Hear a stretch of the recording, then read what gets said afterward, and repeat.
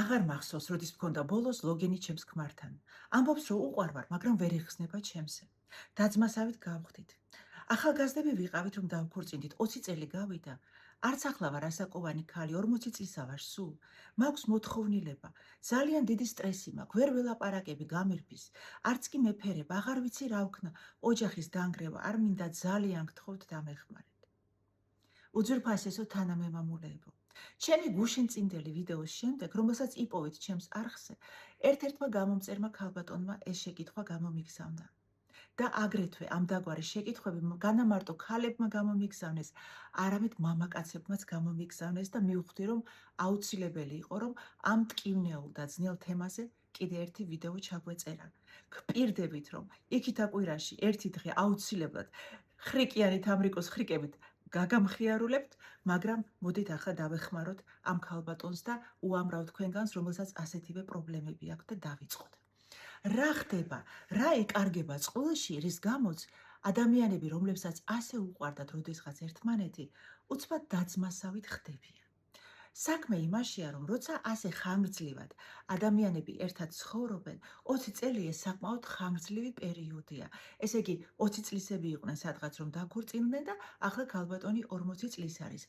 ჯერ კიდე ახალგაზრდა, მაგრამ უკვე ძალიან დიდი ეტაპი ცხოვრების გაიარეს ერთად. ამ ეტაპზე მათ ძალიან ბევრი რამე გამოიარეს.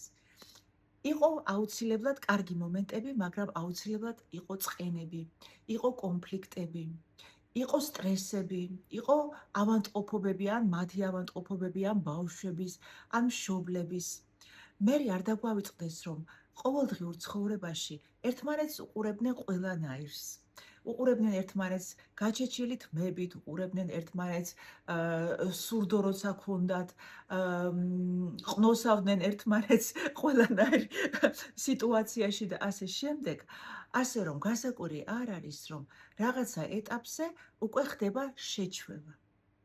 ხდება შეჩვევა და იკარგება აი ეს რაღაცა ფლირტი, იკარგება ის რაღაცა სიახლე, იკარგება ის რაღაცა განტვირთვა, რაღაცა აი ეს ბავშვური, როცა ახალგაზრდა იყავი და შეგეძლო აი რაღაცნაირად შეგეხედა მისთვის თვალებში, ის აღგზნება, როცა ახალგაზრდები იყვნენ და ხვდებოდნენ ერთმანეთს, ყოველდღიურ ამ ცხოვრებაში, სადაც აუცილებელია, რომ ერთად რაღაცა გააკეთონ, სახლს მიხედონ, რაღაცა მაღაზიებში წავიდნენ და ასე შემდეგ, ამ ყოველდღიურ ეგრეთ წოდებულ საოჯახო საქმეებში აი ეს თამაში და ფლირტი იკარგება.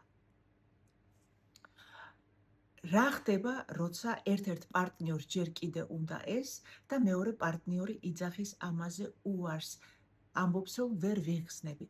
საქმე იმაშია, რომ როცა ადამიანები ქორწინდებიან, თუნდაც არ იყოს ეს ოფიციალური დაქორწინება, მაგრამ თან ხვდებიან, რომ ისინი იწყებენ ერთად ცხოვრებას, აქ ხდება შეთანხმება პასუხისმგებლობაზე. რა არის საერთოდ ურთიერთობა და რა შემადგენლები შედის საერთოდ აი ასეთ სერიოზულ ურთიერთობაში. 25% ეს არის სახლის და საქმის და ოჯახის ერთად მიხედვა. ამაში ბავშვებიც შედიან, რა თქმა უნდა. ბავშვების ერთად მიხედვა. კიდე 25%, რაც 50%-ს ხდის, ეს არის ერთად რაღაცის კეთება, გართობა მაგალითად. კიდე 25% და მნიშვნელოვანი პროცენტი ეს არის ლაპარაკი. ერთმანეთთან ლაპარაკი და კიდე 25% და უმნიშვნელოვანესი პროცენტი ეს არის სექსი. და როცა ორი ადამიანი წყვიტავენ, რომ მათ უნდათ ერთად ცხოვრება, გინდა ეს იყოს რელიგიური ჯვრისწერა, გინდა ეს იყოს მხოლოდ სამოქალაქო ხელმოწერა, რაც არ უნდა იყოს, ორივენი იღებენ პასუხისმგებლობას. უნდა დაფიქრდნენ, რომ ჯრაზე ვაწერთ ხელს. ჩვენ ვაწერთ ხელს იმაზე, რომ 25% ერთად გავაკეთებთ ოჯახის საქმეებს, ერთმანეთს დაუდგებით მხარში, გავინაწილებთ ამ საქმეებს, 25% ვიქნებით ერთმანეთთან საუბარში და ლაპარაკში, კიდე 25% ვიქნებით დროის ერთად გატარებაში და კიდე 25% გვექნება სექსი. როცა რომელიღაცა პარტნიორი იძახის, რომ მე ვეღარ ვასრულებ ერთ-ერთ მათგანს, ის ვარდება იმ პასუხისმგებლობიდან და იმ სისტემიდან, რომელსაც მან როდესღაც მოაწერა ხელი და მეორე პარტნიორს აქვს უფლება, რომ პრეტენზია წაუყენოს. ახლა მე არავის არ ვადანაშაულებ, ყველამ ვიცით, რომ საერთოდ ასეთი ხანგრძლივი ცხოვრება ყოველთვის ვარდებით არ არის მოფენილი, მაგრამ მე ზოგადად ახლა გაჩვენებთ, რა არის საერთოდ ურთიერთობა და რა შედის ურთიერთობაში. რა ხდება, როცა მამაკაცი იძახის უარს? ახლა ზუსტად მამაკაცია ლაპარაკი. მე ვფიქრობ, რომ მამაკაცს თითქმის ყოველთვის უნდა რომ შეასრულოს თავისი მამაკაცური ფუნქცია. ეს მის მამაკაცურობას ადასტურებს. არა მგონია რომ მას ეს არ უნდოდეს. მაგრამ ესე იგი მოხდა რაღაცა ისეთი აი ამ 20 წლის განმავლობაში, რამაც მამაკაცი ცოტა შეაშინა, რომ ვაი და აღარ გამოუვა. შეიძლება უკვე სადა და არ გამოუვიდა. შეიძლება ეშინია რომ არ გამოუვა და ამ პროცესის გამო, ამ შიშის პროცესის გამო, ის უკვე დისტანციას იღებს, რომ თქვენც არ გატკინოთ გული და თვითონაც არ ეტკინოს გული. უკვე ცდაც კი აღარ უნდა. რაც ძალიან სამწუხარო არის. რა უნდა გავითვალისწინოთ ამ შემთხვევაში? აუცილებლად უნდა გავითვალისწინოთ, არ უნდა იყოს რაღაცა სამედიცინო პრობლემა. ეს აუცილებელია, რომ მამაკაცმა მიხედოს თავს და წავიდეს ექიმთან და გაეშინჯოს. იმიტომ რომ უბრალოდ თქვა, რომ მე აღარ მინდა, თუ შენ რჩები ამ ქორწინებაში, ირჩევ ამ ქორწინებაში დარჩენას, მაშინ როცა ქალბატონი გეუბნება, რომ მე მინდა, ჯერ კიდევ მინდა. თუ ქალბატონი იტყოდა, რომ კარგი, მეც აღარ მინდა, მოდი 40 წლის ასაკობაში ავირჩენ ბებიეობას. საქართველოში ბევრი ქალბატონი უკვე 40 წლის ასაკში ბებიაც კი ხდება. იტყვის მე ავირჩევ ასეთ როლს, სხვა როლს ავირჩევ, ეს ჩემთვის არ არის პრობლემა. კი ბატონო, არაფერი პრობლემა არ არის, მაგრამ როცა ქალბატონი იძახის, რომ მე ჯერ კიდევ მინდა. თუნდაც არ იყოს ეს ქალბატონი და იყოს მამაკაცი და ქალბატონი ეუბნებოდეს, რომ მე აღარ მინდა. ესე იგი ავტომატიურად რას ვამბობთ, რომ მე მინდა ყველა სხვა სამ პირობაში შენთან დარჩენა, მაგრამ აი ერთ პირობაზე არაფრის გაკეთება აღარ მინდა. რაც ვთვლი, რომ არ არის ეთიკური.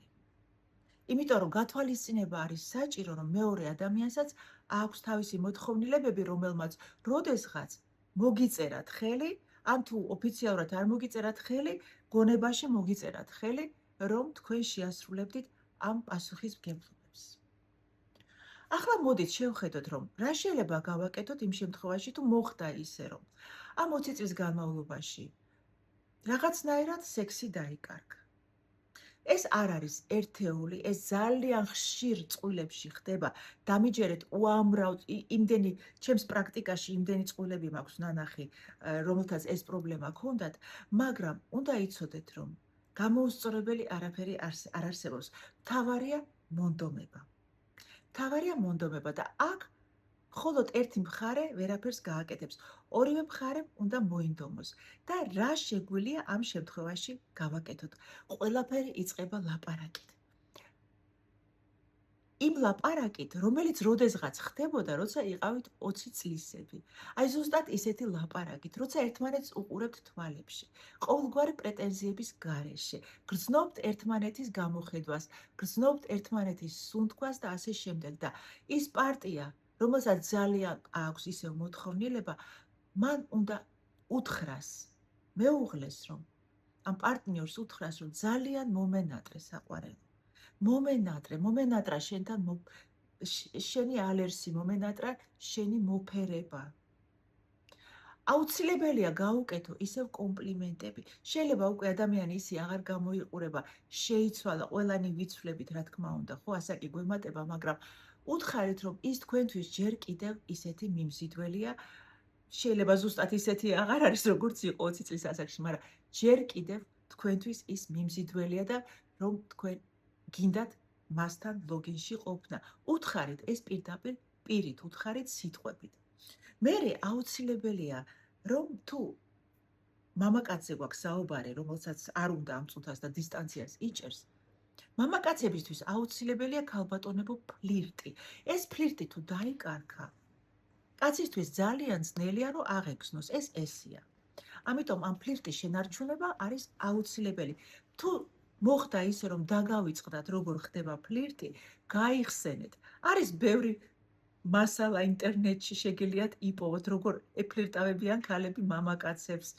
თუ გინდათ მე მომწერეთ და მე გეტყვით, რა ვიცი, არის ბევრი საშუალება. მოკლედ დაიწყეთ ისევ ფლირტი. ეს აუცილებელია. მერე რა ხდება? მამაკაცებს აქვთ, აი ასე არიან რაღაცნაირად შექმნილები, რომ მათ სჭირდებათ სიახლე. ერთეული მამაკაცები არიან, რომ აი წყნარად არიან ამის მიმართ, უმეტეს მამაკაცებს სჭირდებათ სიახლე. შეიცვალეთ ხოლმე გარეგნობა, შეიცვალეთ ხოლმე სტილი, შეიღებეთ თმები. ხანდახან გამოიცვალეთ სტილი, შეიჭერით, რაღაცა ახალი ფორმა მიეცით თქვენს თმებს, რაღაცა ახალი ტანსაცმელი ჩაიცვით, რომ თქვენ ქმრისთვის არ იყოთ ყოველთვის ერთნაირი. ეს მას მისცემს რაღაცა სიახლის შეგრძნებას. არ ვიზახი, რომ ყოველ დღეს გააკეთოთ, მაგრამ წელიწადში ორჯერ, სამჯერ რო გააკეთოთ, ან მაგალითად სეზონების მიხედვით შემოდგომაზე იყოთ სხვანაირი, ზამთარში იყოთ სხვანაირი, გაზაფხულზე სხვანაირი, ეს კაცისთვის უკვე არის რაღაცა სტიმული. მერე რა არის კიდე აუცილებელი? აუცილებელია ისევ რომანტიკის დაბრუნება წყვილში. გააკეთეთ რაღაცა რომანტიკული, თუ არის ამის საშუალება ოჯახში, თუ ბავშვები არ არიან ან რაღაცა, გააკეთეთ სახლში, დაანთეთ სანთლები, გააკეთეთ რაღაცა გემრიელობები, ცოტა ჩააქრეთ შუქი, ჩართეთ ლამაზი მუსიკა, სთხოვეთ პარტნიორს, რომ გეცეკვოთ. ესეც აახლოვებს ადამიანებს. სთხოვეთ მას, რომ თქვენ უთხარით, რომ თქვენ გინდათ, რომ მას მასაჟი გაუკეთოთ. და გაუკეთეთ მასაჟი. უთხარით, რომ არაფერს სხვას არ ელოდებით, უბრალოდ გაუკეთებთ მას მასაჟს. კიდე რისი გაკეთება შეიძლება? სთხოვეთ, რომ ერთად შეხვიდეთ ისევ დუშში. უთხარით, რომ არაფერს არ მოსთხოვთ, უბრალოდ გინდათ, რომ მას შეეხოთ წყლის ქვეშ. ესეც იქნება პარტნიორისთვის რაღაცა სტიმული. შესთავაზეთ, რომ ერთად ისევ დაიწყოთ რაღაცის კეთება.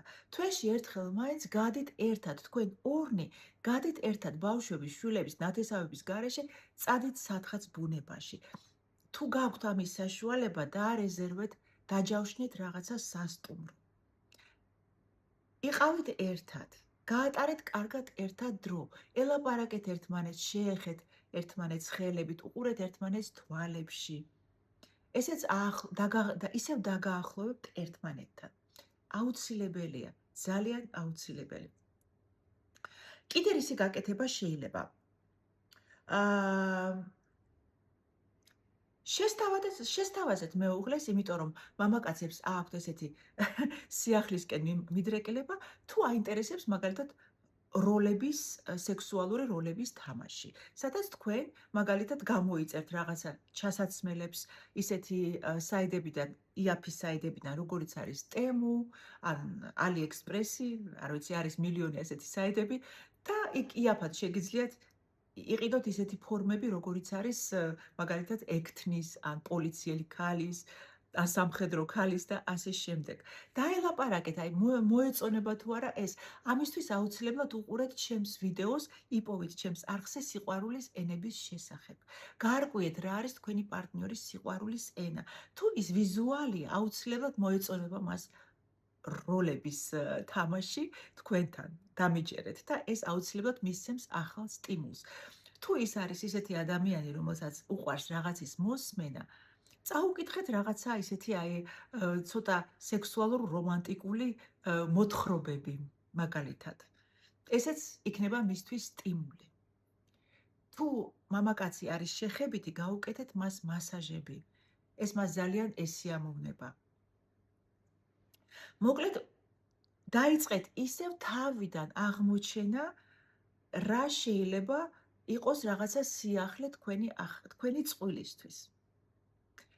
თუ გააქვთ ამის საშუალება, ჩაეწერეთ ერთად რაღაცა ისეთ აქტიურობაზე, როგორც არის მაგალითად რაღაცა ცეკვა ერთად, მაგალითად ტანგო.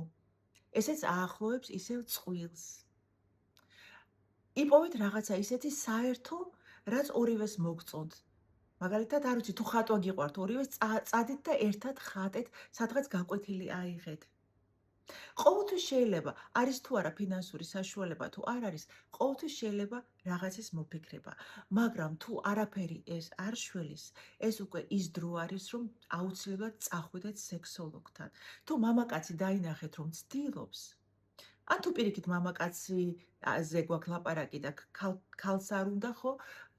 ამ შემთხვევაშიც არა აქ მნიშვნელობა, წადით აუცილებლად სექსოლოგთან, მაგრამ თუ მაგალითად ამ შემთხვევაში ქალბატონი მამაკაცზე მეკითხება, თუ მამაკაცი უკვე იჩენს რაღაცა ინიციატივას, მაგრამ მაინც არ გამოსდის, არ იხსნება მისი მამაკაცური ორგანო, ეს უკვე აუცილებელია, რომ წახვიდეთ ექიმთან, წახვიდეთ სექსოლოგთან და არ დაგავიწყდეთ, რომ ისეთ დროში ვცხოვრობთ, რომ ყველაფერი არის უკვე შესაძლებელი და ქალის სექსუალურობა ისეა შექმნილი, რომ მხოლოდ მამაკაცის ორგანოზე არ არის დამოკიდებული, ქალი შეიძლება სხვანაირადაც ამას სექსოლოგი გასწავლით, რომ დააკმაყოფილოთ.